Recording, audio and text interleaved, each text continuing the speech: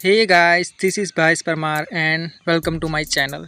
तो आज हम कुछ इस तरह के वाक्य को इंग्लिश में कैसे बोलेंगे उसके बारे में जानेंगे। जैसे कि अब मुझे तुम्हारी और ज़रूरत नहीं, अब तुम्हें रोने की और ज़रूरत नहीं, अब मुझे मोबाइल की और ज़रूरत नहीं, अब मुझे किसी की और ज़रूरत नहीं, अब तुम्हें काम करने की और ज़रूरत नहीं। तो इस तरह के वाक्य को बोलने के लिए हमें सबसे पहले तो एक एडवांस स्ट्रक्चर की ज़रूरत पड़ेगी, जो कि मैं आपको इस वीडियो में सिखाऊंगा। और वो स्ट्रक्चर है नो लॉन्गर नीड। तो इसका फॉर्मेशन होगा कि सबसे पहले सब्जेक्ट, उसके बाद नो लॉन्गर नीड, उसके बाद नाउन होगा तो नाउन, और वर्ब होगा तो टू के साथ वर्ब की बेस फॉर्म। आइए कुछ एग्जाम्पल के माध्यम से समझते हैं। जैसे कि अब मुझे तुम्हारी और ज़रूरत नहीं, now I no longer need you, now I no longer need you.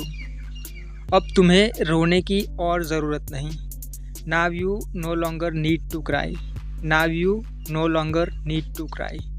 Next है अब मुझे किसी की और ज़रूरत नहीं, now I no longer need anyone, now I no longer need any one.